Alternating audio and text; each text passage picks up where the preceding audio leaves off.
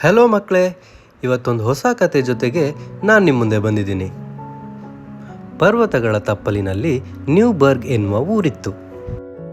ಆ ಊರಿನಲ್ಲಿ ಅಬ್ರಹಾಂ ಎನ್ನುವವನು ತನ್ನ ಕುಟುಂಬದವರೊಂದಿಗೆ ವಾಸವಾಗಿದ್ದ.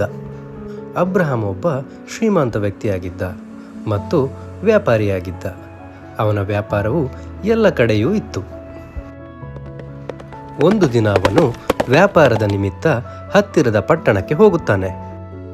ಅವನು ತನ್ನೆಲ್ಲ ಕೆಲಸಗಳನ್ನು ಮುಗಿಸಿ ತನ್ನವರಿಗೆ ಕುದುರೆ ಗಾಡಿಯಲ್ಲಿ ಪ್ರಯಾಣ ಬೆಳೆಸ್ತಾನೆ. ಅವನು ಹೋಗುತ್ತಿರುವಾಗ ಚಳಿಗಾಲವಾದ್ದರಿಂದ ಬೇಗನೆ ಕತ್ತಲಾಗಲು ಆರಂಭಿಸಿತು. ಮತ್ತೆ ಹಿಮಗಾಳಿಯು ಜೋರಾಗಿ ಬೀಸತೊಡಗಿತು. ಆಗ ಆತ ತನ್ನ ಪ್ರಯಾಣವನ್ನು ನಿಲ್ಲಿಸಲು ಯೋಚಿಸುತ್ತಾನೆ. ಆದರೆ ಹತ್ತಿರವೆಲ್ಲೂ ತಂಗುದಾಣವಿಲ್ಲದಿರುವುದನ್ನು ಗಮನಿಸುತ್ತಾನೆ. ಹೀಗೆ ಸಾಗುತ್ತಿರುವಾಗ ಸ್ವಲ್ಪ ದೂರದಲ್ಲಿಯೇ ಅವನಿಗೆ ಬೆಳಕೊಂದು ಕಾಣಿಸಿತು. ಅವನು ಆ ಜಾಗದ ಹತ್ತಿರ ಹೋಗಿ ಒಂದು ಚಿಕ್ಕ ಮರದ ಮನೆಯನ್ನು ನೋಡಿದನು. ಕೂಡಲೇ ಆ ಮನೆಯ ಬಾಗಿಲನ್ನು ತಟ್ಟಿದನು. ಒಳಗಿನಿಂದ ವಯಸ್ಸಾದ ಮುದುಕಿಯೊಬ್ಬಳು ಬಾಗಿಲನ್ನು ತೆಗೆದಳು.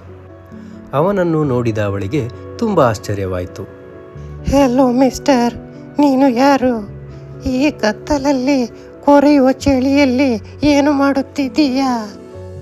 ನಮಸ್ಕಾರ, ನನ್ನ ಹೆಸರು ಅಬ್ರಹಾಂ. ನಾನು ನ್ಯೂಬರ್ಗ್ನಲ್ಲಿ ವಾಸವಾಗಿದ್ದೇನೆ.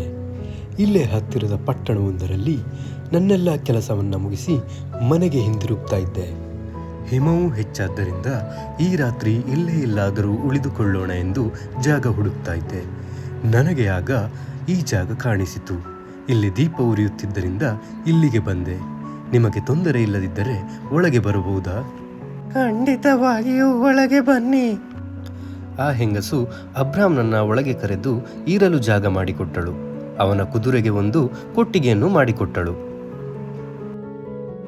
ಅಬ್ರಹಾಂ ಆ ಮನೆಯ ಒಳಗೆ ಕಣ್ಣಾಡಿಸುವಾಗ ಅವನಿಗೆ ಕೆಲವು ಮಂಚಗಳ ಮೇಲೆ ಚಿಕ್ಕ ಹೊದಿಕೆಯನ್ನು ಹೊದ್ದು ಚಿಕ್ಕ ಮಕ್ಕಳು ನಿದ್ರಿಸುತ್ತಿರುವುದು ಕಾಣಿಸಿತು.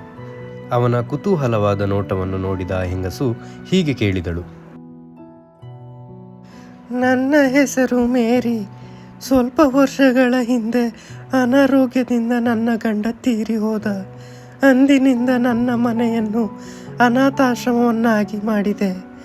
ಹಾಗಾಗಿ ನೀವು ಇಲ್ಲಿ ತುಂಬ ಮಕ್ಕಳನ್ನು ನೋಡುತ್ತಿದ್ದೀರಿ. ಅವಳು ಒಂದು ಕಪ್ನ ತುಂಬ ಬಿಸಿ ಬಿಸಿಯಾದ ಸೂಪ್ ತಂದುಕೊಟ್ಟಳು. ಅವನು ಅದನ್ನು ತುಂಬ ಇಷ್ಟಪಟ್ಟ. ಈ ಚಳಿಗಾಲದ ಪ್ರಯಾಣದಲ್ಲಿ ಅದು ಅವನಿಗೆ ತುಂಬ ಅವಶ್ಯವಾಗಿತ್ತು. ಆಗ ಅಬ್ರಾಮ್ ಹೇಳಿದ, ನೀವು ಹೇಗೆ ಇಷ್ಟು ಮಕ್ಕಳನ್ನು ನೋಡಿಕೊಳ್ಳುತ್ತಿದ್ದೀರಿ? ನಾನು ಜನರಿಗೆ ಬಟ್ಟೆ ಹೊಲಿದು ಅದರಿಂದ ಬಂದ ದುಡ್ಡನ್ನು ಈ ಮಕ್ಕಳಿಗೋಸ್ಕರ ಮೀಸಲಿಡುತ್ತೇನೆ. ನನ್ನ ಕೈಲಾದಷ್ಟು ನೋಡಿಕೊಳ್ಳುತ್ತೇನೆ. ಈ ಮಕ್ಕಳಿಗೆ ಬೇರೆಲ್ಲೂ ಜಾಗವಿರಲಿಲ್ಲ. ಆದ್ದರಿಂದ ಈ ಎಲ್ಲ ಮಕ್ಕಳನ್ನು ನನ್ನ ಮನೆಯಲ್ಲೇ ನೋಡಿಕೊಳ್ಳುತ್ತಿದ್ದೇನೆ. ಆಗ ಅಬ್ರಾಮ್ ಹೇಳಿದ, ನೀವು ತುಂಬ ಒಳ್ಳೆಯವರು. ಆದರೆ ನೀವು ಯಾವುದೋ ಚಿಂತೆಯಲ್ಲಿದ್ದೀರಾ. ಯಾಕೆ? ಏನಾಯಿತು? ಆಗ ಅಜ್ಜಿ, ಈ ವಾರ ಕ್ರಿಸ್ಮಸ್ ಇದೆ. ಈಗಾಗಲೇ ಮಕ್ಕಳೆಲ್ಲ ಸಂತನಿಗೆ 3 ಕಾಗದಗಳನ್ನು ಬರೆದಿದ್ದಾರೆ. ನನಗೆ ಅವರ ಆಸೆಗಳನ್ನು ಒಡೆಯಲು ಇಷ್ಟವಿಲ್ಲ. ಆದರೆ ನನಗೆ ಗೊತ್ತಿಲ್ಲ ಅವರ ಆಸೆಗಳನ್ನು ಹೇಗೆ ಪೂರೈಸುತ್ತೇನೆಂದು. ನಾನು ಎಲ್ಲಿಂದ ಅವರಿಗೆ ಉಡುಗೊರೆಗಳನ್ನು ತಂದುಕೊಡಲಿ? ಇದೆಲ್ಲ ಇರಲಿ, ನಾನು ಯಾಕೆ ನನ್ನ ಚಿಂತೆಯನ್ನು ಹೇಳಿ ನಿಮಗೆ ತೊಂದರೆ ಕೊಡಲಿ? ನೀವು ಈ ಹೊದಿಕೆಯನ್ನು ತೆಗೆದುಕೊಳ್ಳಿ, ಇದೇ ಕುರ್ಚಿಯಲ್ಲಿ ಮಲಗಿಕೊಳ್ಳಿ. ನನ್ನ ಹತ್ತಿರ ಬೇರೆ ಮಂಚವಿಲ್ಲ. ನೀವೇನು ತಿಳಿದುಕೊಳ್ಳುವುದಿಲ್ಲ ಎಂದುಕೊಳ್ಳುತ್ತೇನೆ. ಆಗ ಅಬ್ರಾಮ್ ಹೇಳುತ್ತಾನೆ, ಇಲ್ಲ, ಖಂಡಿತವಾಗಿಯೂ ಇಲ್ಲ. ನೀವು ಯಾರೂ ಪರಿಚಯ ಇಲ್ಲದ ಮಕ್ಕಳಿಗೆ ಉಳಿಯಲು ಜಾಗ ಕೊಟ್ಟು ಚೆನ್ನಾಗಿ ನೋಡಿಕೊಳ್ಳುತ್ತಿದ್ದೀರಿ. ನಿಮ್ಮ ಈ ಒಳ್ಳೆಯ ಮನಸ್ಸಿಗೆ ಧನ್ಯವಾದಗಳು. ನಂತರ ಇಬ್ಬರು ನಿದ್ರೆಗೆ ಜಾರಿದರು. ಅಬ್ರಾಮನು ಮುಂಜಾನೆ ಬೇಗನೆ ಎದ್ದು ಯಾರಿಗೂ ತೊಂದರೆ ಕೊಡದೆ ಹೊರಟು ಹೋದನು. ಕ್ರಿಸ್ಮಸ್ ಹಬ್ಬದ ದಿನ ಮಕ್ಕಳೆಲ್ಲ ಆಶ್ರಮದ ಮೂಲೆಯಲ್ಲಿದ್ದ ಕ್ರಿಸ್ಮಸ್ ಗಿಡವನ್ನು ಅಲಂಕಾರ ಮಾಡುವುದರಲ್ಲಿ ತೊಡಗಿಕೊಂಡಿದ್ದರು. ಅಲ್ಲಿ ಮೇರಿ ತುಂಬ ಬೇಸರದಿಂದ ಇದ್ದಳು. ಏಕೆಂದರೆ ತನಗೆ ಮಕ್ಕಳಿಗೆ ಉಡುಗೊರೆಗಳನ್ನು ತಂದುಕೊಡಲಾಗಲಿಲ್ಲ ಎಂದು. ಮಾತ್ರವಲ್ಲ, ಮಕ್ಕಳು ಸಂತಾನಿಗೆ ಬರೆದ ಪತ್ರಗಳೂ ಸಿಗಲಿಲ್ಲ. ಸ್ವಲ್ಪ ಸಮಯದಲ್ಲೇ ಕುದುರೆಗಾಡಿಯೊಂದು ಅವಳ ಮನೆಯ ಮುಂದೆ ಬಂದು ನಿಂತಿತು. ಮೇರಿಯು ಹೊರಗಡೆ ನೋಡುತ್ತಿದ್ದಳು. ಆ ಕುದುರೆಯ ಚಾಲಕನು ಒಂದು ದೊಡ್ಡ ಬುಟ್ಟಿಯನ್ನು ಹೊರಗಡೆ ತೆಗೆದನು. ಅದನ್ನು ನೋಡಿದ ಮೇರಿಯು ಹೊರಗೆ ಬಂದಳು. ಆ ಬುಟ್ಟಿಯನ್ನು ಮೇರಿಯ ಕೈಗೆ ಕೊಟ್ಟು ಒಂದು ಲಕೋಟೆಯನ್ನು ಕೊಟ್ಟನು. ಅಲ್ಲಿ ಮೇರಿಯ ಹೆಸರಿಗೂ ಪತ್ರ ಬಂದಿತ್ತು. ಅವಳು ಅದನ್ನು ಓದತೊಡಗಿದಳು.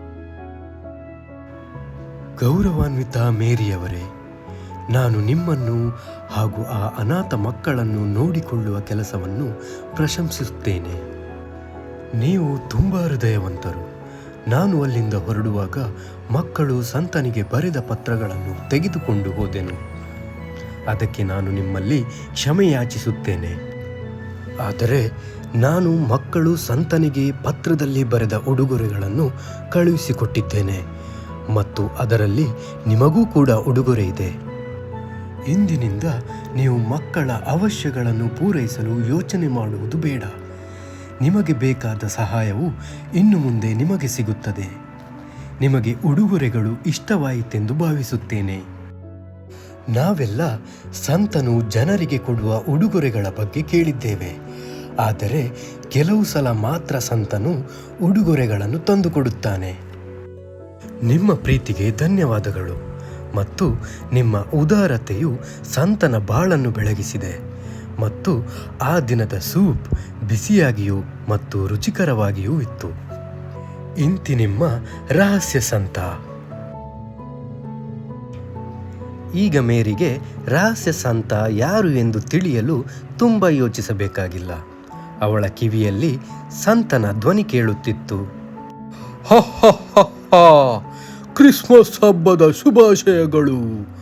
Merry Christmas.